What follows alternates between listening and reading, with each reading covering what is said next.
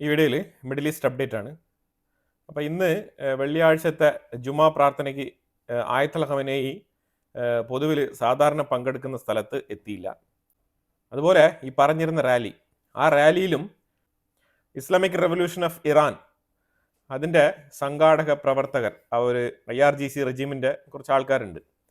അതിൽ ഈ ഒരു പൊളിറ്റിക്കൽ പാർട്ടി ആയിട്ട് പ്രവർത്തിക്കുമ്പോഴത്തേക്കും അതിൽ നിന്നും എന്തെങ്കിലുമൊക്കെ നേട്ടം കൊയ്യുന്ന കുറച്ച് ആൾക്കാരുണ്ടാവുമല്ലോ ആ രാജ്യത്ത്. അപ്പോൾ അങ്ങനെ ഒരു കൂട്ടം ആൾക്കാർ റാലിയിൽ പങ്കെടുത്തു. ആ റാലി കഴിഞ്ഞ പാടെ ഉച്ചയ്ക്ക് ശേഷം ഒരു ആഫ്റ്റർനൂണോടുകൂടി ഏതാണ്ട് നമ്മുടെ ഇന്ത്യൻ സമയം ഒരു 5 മണിക്ക് ശേഷം ആ ഒരു ടൈം ലൈനിൽ അങ്ങനെ 25 മിസൈലാണ് ഡിപ്ലോയ് ചെയ്തത്. 25 മിസൈലിൽ ഒരെണ്ണം ഹൈഫ ഭാഗത്ത് വന്ന് പതിച്ചിട്ടുണ്ട്. അവിടെ ഏതാണ്ട് 17 പേർക്ക് ലൈറ്റ്ലി വൂണ്ടഡ്, ഗുരുതരമായ പരിക്കില്ല, ലൈറ്റ്ലി വൂണ്ടഡ് എന്നാണ് മെൻഷൻ ചെയ്തിരിക്കുന്നത്. 2 പേർക്ക് ഗുരുതരമായ പരിക്ക്. അതിലൊന്ന് അണ്ടർ ഏജ് ആണ്, സ്റ്റുഡൻറ് കാറ്റഗറിയിൽ വരുന്ന ഒരു മൈനർക്കാണ് ഗുരുതരമായ പരിക്കുള്ളത്. പിന്നെ ഒരു മിസൈൽ പതിച്ചത് ഈ ബീർഷിബ എന്ന് പറഞ്ഞ ആ ഹോസ്പിറ്റൽ, ഇന്നലെ അറ്റാക്ക് നടത്തി അതേ ഹോസ്പിറ്റലിന്റെ കോമ്പൗണ്ടിൽ തന്നെയാണ് വന്ന് പതിച്ചത്. അപ്പോൾ അവിടെ ഈ ഹോസ്പിറ്റലിൽ ഇന്നലെ നടത്തിയ ആക്രമണത്തിന്റെ ബാക്കി പത്രമായിട്ട് അവിടെ വർക്ക് ചെയ്തുകൊണ്ടിരുന്ന ജോലിക്കാരിൽപ്പെട്ട ഒരു 7 പേർക്ക് ഇഞ്ചുറി ആയിട്ടുണ്ട്. പിന്നെ അടുത്ത മിസൈൽ പതിച്ചത് സെൻട്രൽ ഇസ്രായേൽ, അതായത് ടെലവീവ്.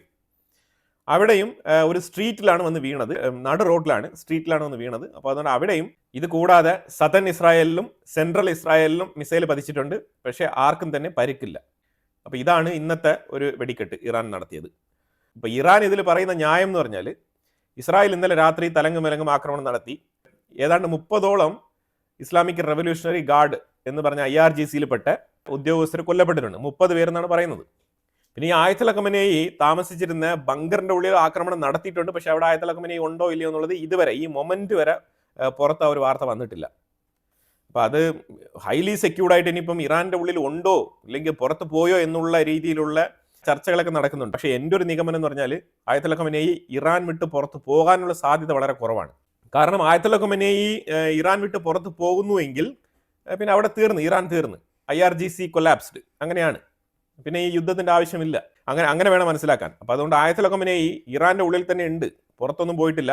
പല ഫ്ലൈറ്റുകളും അങ്ങോട്ടും ഇങ്ങോട്ടും പോകുന്നെന്ന് പറഞ്ഞാൽ അതൊക്കെ ഈ ഡിപ്ലോമാറ്റ്സും ഫോറിൻ അഫയേഴ്സുമായിട്ട് ബന്ധപ്പെട്ട ആൾക്കാരാണ്. അബ്ബാസ് അറക്ചിയൊക്കെ ട്രാവൽ ചെയ്യുന്ന അബ്ബാസ് അറക്ചി ഒമാനിൽ പോയിട്ടുണ്ട്. ഒമാനിൽ പോയിട്ട് അമേരിക്കയുടെ കാല് പിടിക്കാൻ വേണ്ടിയിട്ട് റിക്വസ്റ്റ് ചെയ്തിട്ടുണ്ട്. അങ്ങനെ പല പല കാര്യങ്ങളൊക്കെ ഡിപ്ലോമാറ്റിക് റിലേഷൻസുമായിട്ട് ബന്ധപ്പെട്ട് നടക്കുന്നുണ്ട്. അതുമായിട്ട് ബന്ധപ്പെട്ടാണ് ഈ യാത്രകളൊക്കെ പോകുന്നത്. അല്ലാതെ ആയത്തുൽ ഖമനേയി എവിടെയും പോയതായിട്ട് ഇതുവരെ നമുക്കൊരു സൂചനയും കിട്ടിയിട്ടില്ല. ഈ അറാഖ് എന്ന് പറഞ്ഞ സ്ഥലത്ത് ഈ ഒരു ന്യൂക്ലിയർ പ്ലാന്റ് ആണ് ഇന്നലെ ഇസ്രായേൽ അറ്റാക്ക് ചെയ്തത്. അതിൻ്റെ ഒരു ഇമേജാണ് ഞാനിവിടെ കൊടുത്തിരിക്കുന്നത്. ഈ ഒരു സ്ഥലത്താണ് ആക്രമണം നടത്തിയിരിക്കുന്നത്. ഇതിലുപരിയായിട്ട് ഈ ടബ്രീസ് എന്ന് പറഞ്ഞ ആ സ്ഥലത്ത് നടത്തിയ ആക്രമണം വളരെ വ്യക്തമായിട്ട് കാര്യങ്ങളൊക്കെ ഡീറ്റെയിൽ ആയിട്ട് പുറത്തു വന്നിട്ടുണ്ട്. ഇതിൽ ഈ ടബ്രീസ് എന്ന് പറഞ്ഞ ആ ഒരു ന്യൂക്ലിയർ എൻറിച്ച്മെന്റ് പ്ലാന്റ് തകർത്ത് കളഞ്ഞിരിക്കുകയാണ് ഇസ്രായേൽ. അത് 100% ഉറപ്പുള്ള കാര്യമാണ്. ഈ ആദ്യം കാണിക്കുന്ന പിക്ചർ മഷാദ് എയർപോർട്ട് എന്ന് പറഞ്ഞ ഒരു എയർപോർട്ടാണ്. ഈ എയർപോർട്ട് ഈ കാണിക്കുന്ന ഈ ഇമേജിൽ കാണിക്കുന്ന ആ ഫ്ലൈറ്റ് ഇല്ലേ, അവിടെ കിടക്കുന്ന ഫ്ലൈറ്റ്, ആ ഫ്ലൈറ്റൊക്കെ ഇസ്രായേൽ അടിച്ച് തകർത്ത് കളഞ്ഞതാണ്. അത് ഇമേജിൽ ഇങ്ങനെ കാണിക്കുന്നതേ ഉള്ളൂ. അതായത് അറ്റാക്ക് ചെയ്യുന്നതിന് മുമ്പ് ക്ലിക്ക് ചെയ്ത ഇമേജാണ്. ആ ഫ്ലൈറ്റൊക്കെ ഇസ്രായേൽ അടിച്ച് തകർത്ത് കളഞ്ഞിട്ടുണ്ടായിരുന്നു. ഇപ്പം കാണിക്കുന്ന ഇമേജ് എന്ന് പറഞ്ഞാൽ മിസൈൽ സ്റ്റോറേജ് ബേസ് ആണ്. ഇതും ടബ്രീസ് എന്ന് പറഞ്ഞ സ്ഥലത്ത് തന്നെയാണ് ഇതും സ്ഥിതി ചെയ്യുന്നത്. ഈ ലാൻഡിന്റെ നേച്ചർ നിങ്ങൾ കണ്ടോ? ഈ ലാൻഡിന്റെ നേച്ചർ എന്ന് പറഞ്ഞാൽ വളരെ റോക്കി മൗണ്ടൻ ആണ്. അപ്പോൾ ആ ഒരു മലം പ്രദേശത്താണ് ഈ കാര്യങ്ങളൊക്കെ സ്ഥിതി ചെയ്യുന്നത്. അത്രയും രഹസ്യമായിട്ട് വെച്ചിരിക്കുന്ന താവളങ്ങളാണ്. ഈ താവളങ്ങളൊക്കെ മൊസാദ് എങ്ങനെയാണ് ഇതൊക്കെ ചാർട്ട് ചെയ്ത് വളരെ കൃത്യമായിട്ട് കണ്ട് മനസ്സിലാക്കി പോകുന്നതെന്ന് പറഞ്ഞു കഴിഞ്ഞാൽ അതാണ് മൊസാദിന്റെ മിടുക്കെന്ന് പറയുന്നത്. ഈ അറബ് മേഖല മൊത്തം മൊസാദിന്റെ കയ്യിൽ വളരെ ബ്ലൂ പ്രിന്റ് ഇട്ട് വളരെ വ്യക്തമായിട്ട് ഇരിപ്പുണ്ടെന്ന് നമ്മൾ എപ്പോഴെപ്പോഴും പറയുമ്പോഴത്തേക്കും അതിനെ വളരെ നിസ്സാരവൽക്കരിച്ച് കളയണ്ട. അത് വളരെ വ്യക്തമായിട്ടും കൃത്യമായിട്ടുള്ള കാര്യമാണ്. അപ്പോൾ ഇത് മിസൈൽ സ്റ്റോറേജ് ബിൽഡിംഗ് ആയിരുന്നു ഈ ടബ്രീസിൽ ഈ അറ്റാക്ക് ചെയ്തത്. ഇപ്പം നിങ്ങൾ കണ്ടുകൊണ്ടിരിക്കുന്ന ഇമേജ് എന്ന് പറഞ്ഞാൽ മിസൈൽ ബേസിലേക്ക് പോകുന്ന വെഹിക്കിൾ എൻട്രൻസ് ആണ്. ഇതിലൂടെയാണ്, ഇതിൻ്റെ അടിയിൽ കൂടെയാണ് ഇവർ വാഹനങ്ങളിൽ യാത്ര ചെയ്ത് ഈ ഒരു മിസൈൽ ബേസിലേക്ക് എത്തുന്നത്. അപ്പോൾ ഇതൊക്കെ പണ്ട് ഇറാൻ വീഡിയോ സഹിതം ആയത്തുൽ ഖമനേയും അതിനോടൊപ്പം മിലിറ്ററി ഉദ്യോഗസ്ഥർ ഇപ്പോൾ ജീവിച്ചിരിപ്പില്ല അവർ. അതായത് ഇറാന്റെ ഹുസൈൻ സലാമി ഉൾപ്പെടെയുള്ള ആൾക്കാർ, ഇറാന്റെ IRGCയുടെ ഈ കഴിഞ്ഞ ആഴ്ച കൊല്ലപ്പെട്ട ഉദ്യോഗസ്ഥരൊക്കെ പലരും ഇവിടെ ഈ വെഹിക്കിളിൽ യാത്ര ചെയ്തുകൊണ്ടുള്ള വീഡിയോസൊക്കെ പണ്ട് നല്ല രീതിയിൽ അവർ പ്രചരിപ്പിച്ചിട്ടുണ്ടായിരുന്നു, പ്രൊപ്പഗൻഡ വീഡിയോസ് ആയിട്ട്. ആ ഒരു ടണൽ മിസൈൽ സ്റ്റോറേജ് ബേസ് ആണ് ഇസ്രായേൽ അടിച്ചു തകർത്തത്. ഇത് വാഹനങ്ങൾ കടന്നു പോകാനുള്ള എൻട്രൻസ് ആണ്. ആ മിസൈൽ ബേസിലേക്ക് അകത്തോട്ട് പോകാനും പുറത്തോട്ട് വരാനുമുള്ള വാഹനങ്ങൾ കടന്നു പോകുന്ന മേഖലയാണ് ഈ ഒരു എൻട്രൻസ്. ആ എൻട്രൻസ് ഒക്കെ തച്ച് തകർത്തിട്ടുണ്ട്. പിന്നെ ഇതിൻ്റെ സപ്ലൈയുമായിട്ട് ബന്ധപ്പെട്ട് ടണൽ ഓപ്പണിംഗ് ആണ്.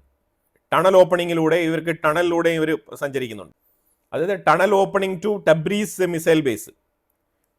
ഈ ടണൽ ഓപ്പണിംഗ് ശരിക്കും ടബ്രീസിലുള്ള മിസൈൽ ബേസ്, ഇത് രഹസ്യ കേന്ദ്രമാണ്. ആ രഹസ്യ കേന്ദ്രത്തിലോട്ട് പോകാനുള്ള ടണൽ ഓപ്പണിംഗ് ആണ് ഇസ്രായേൽ തച്ച് തകർത്തത്. കണ്ടോളി, അതായത് ഇമാതിരിപ്പെട്ട രഹസ്യ സ്ഥലങ്ങളൊക്കെ കൃത്യമായിട്ട് മൊസാദ് ചാർട്ട് ചെയ്ത് വെച്ചിരിക്കുന്നു എന്നുള്ളതാണ് മനസ്സിലാക്കേണ്ടത്. ഇപ്പം ഞാൻ ഇതിൻ്റെ ഒരു ലോങ് ഷോട്ട് കാണിക്കാം. ആ ലോങ് ഷോട്ടിൽ നിങ്ങൾ നോക്കിക്കോളൂ, അതിൻ്റെ ഒരു ലാൻഡിൻ്റെ നേച്ചർ മനസ്സിലാവും.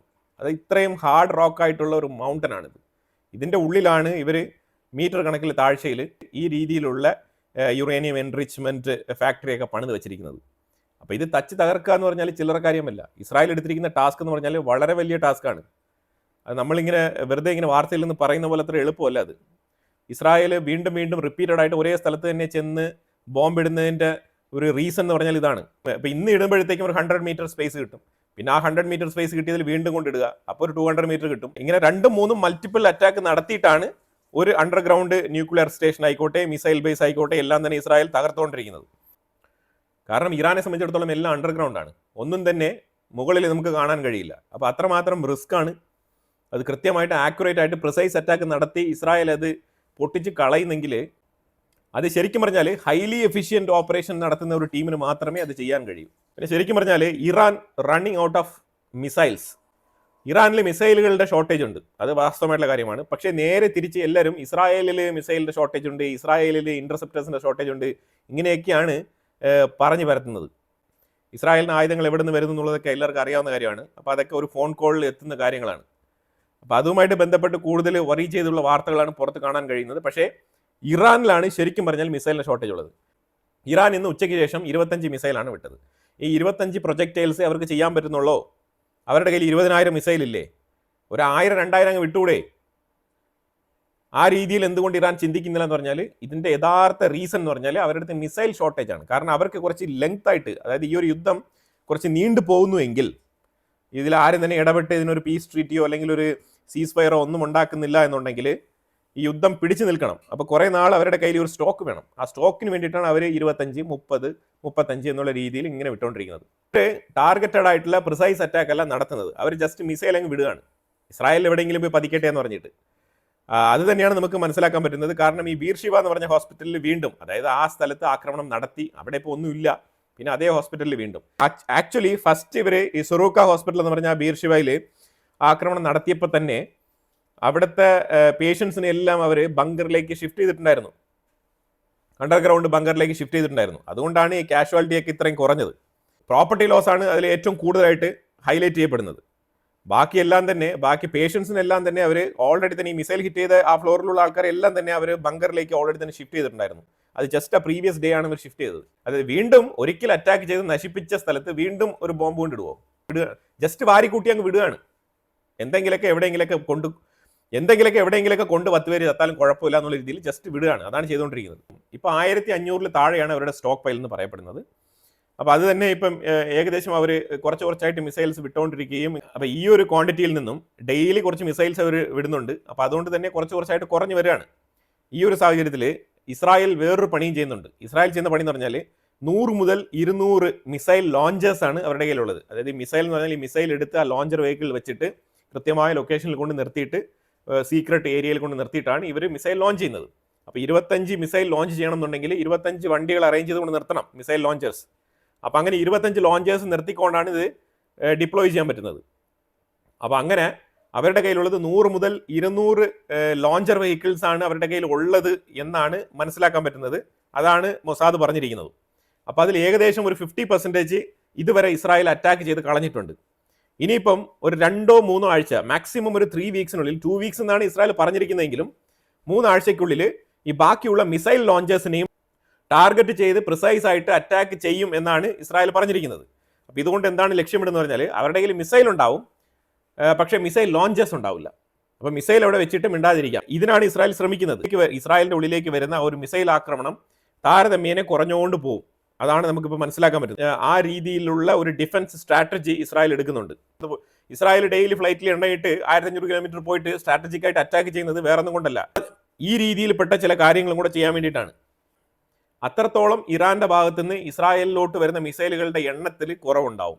അപ്പോൾ എണ്ണത്തിൽ കുറവുണ്ടാകുമ്പോഴത്തേക്കും ഇന്റർസെപ്ഷനും ഇസ്രായേലിന് വളരെ എളുപ്പമായിരിക്കും. ഇതാണ് ഇപ്പോൾ ഇസ്രായേൽ നിലവിൽ ഉപയോഗിച്ചുകൊണ്ടിരിക്കുന്ന ഒരു സ്ട്രാറ്റജി. ഇന്നലെ രാത്രി ഇസ്രായേൽ 35 ലോഞ്ചർ വെഹിക്കിൾ അടിച്ച് നശിപ്പിച്ച് കളഞ്ഞിട്ടുണ്ട്. 35 ലോഞ്ചർ വെഹിക്കിൾസ്.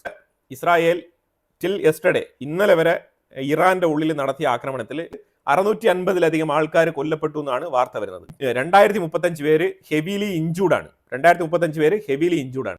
263 സിവിലിയൻസ് കൊല്ലപ്പെട്ടിട്ടുണ്ട്. 263 സിവിലിയൻസ് ഇറാന്റെ ഉള്ളിൽ കൊല്ലപ്പെട്ടിട്ടുണ്ട്. 164 IRGC ഉദ്യോഗസ്ഥർ കൊല്ലപ്പെട്ടിട്ടുണ്ട്. ഈ IRGC ഉദ്യോഗസ്ഥരിൽ ഈ നമ്മൾ ഇതിനു മുമ്പ് പറഞ്ഞിരുന്ന ന്യൂക്ലിയർ സയന്റിസ്റ്റുകളും മിലിറ്ററി ഉദ്യോഗസ്ഥരും ഈ സീനിയർ അഡ്വൈസർമാരും എല്ലാവരും ചേരും. അതിലുൾപ്പെടെ 164 പേര് IRGC ടീമിൽപ്പെട്ട ആൾക്കാർ കൊല്ലപ്പെട്ടിട്ടുണ്ട്. ഇതിൽ 230 പേര് സിവിലിയൻ ആണോ ഇല്ലെങ്കിൽ IRGCയുമായിട്ട് ബന്ധമുള്ള ആൾക്കാരാണോ എന്ന് യാതൊരു നിശ്ചയവുമില്ല. ആ രീതിയിലാണ്. കാരണം ഈ ആക്രമണത്തിൽ കൊല്ലപ്പെട്ട ആൾക്കാരാണ്. അവരെയൊക്കെ ഇനി DNA ടെസ്റ്റ് ചെയ്ത് ഐഡന്റിഫൈ ചെയ്യപ്പെടേണ്ടതുണ്ട്. അങ്ങനെ ഐഡന്റിറ്റി വെളിപ്പെടുത്തിയാൽ മാത്രമാണ് അവർ സിവിലിയൻസ് ആണോ അല്ലെങ്കിൽ IRGCയിൽപ്പെട്ട ഉദ്യോഗസ്ഥരാണെന്നുള്ളത് തിരിച്ചറിയാൻ പറ്റുള്ളൂ. അതാണ് അവസ്ഥ. അതുപോലെ അബ്ബാർ എന്ന് പറഞ്ഞ സ്ഥലം, അതേപോലെ സജ്ജാൻ എന്ന് പറഞ്ഞ സ്ഥലം, ഈ 2 പ്രൊവിൻസുകളിലാണ് ഇസ്രായേൽ ഇന്നലെ തകൃതിയായിട്ട് ആക്രമണം നടത്തിയത്. ഇത് നമ്മുടെ ഒരു മെയിൻ ചാനലാണ്. നമുക്കൊരു സെക്കൻഡറി ചാനൽ നമ്മൾ ഓപ്പൺ ആക്കിയിട്ടുണ്ട്. ഇൻസൈറ്റ്സ് ഗ്ലോബൽ എന്നാണ് അതിൻ്റെ പേര്. അതിൻ്റെ ലിങ്ക് ഞാൻ ഫസ്റ്റ് കമൻറ്റിൽ പിൻ ചെയ്യാം. കാരണം നമുക്കൊരു സബ്സ്റ്റിറ്റ്യൂട്ട് ചാനൽ വേണം എന്നുള്ളത് വളരെ അനിവാര്യമാണ്. കാരണം ഇന്നത്തെ സൈബർ ലോകം നിങ്ങൾക്ക് അറിയാമല്ലോ, എന്തെങ്കിലുമൊക്കെ ഒന്ന് സംഭവിച്ചു കഴിഞ്ഞാൽ നമുക്കൊരു റിക്കവറി ഓപ്ഷൻ വേണം എന്നുള്ള രീതിയിലാണ് ഒരു സെക്കൻഡറി ചാനലായിട്ട് അത് റൺ ചെയ്യുന്നത്. എല്ലാ ദിവസവും 2 ചാനലുകളിലും നമ്മൾ വീഡിയോ ഇടും. അപ്പോൾ അതുകൊണ്ട് നിങ്ങൾ 2 ചാനലും സബ്സ്ക്രൈബ് ചെയ്ത് വെക്കുക. ഫസ്റ്റ് കമൻറ്റിൽ ഞാൻ ലിങ്ക് പിൻ ചെയ്തിട്ടുണ്ട്. ഇഷ്ടപ്പെട്ട അഭിപ്രായങ്ങൾ കമൻറ്റ് ബോക്സിൽ രേഖപ്പെടുത്തുക. കൂടുതൽ വിഷയങ്ങളുമായിട്ട് അടുത്ത വീഡിയോയിൽ വരാം. Thank you so much.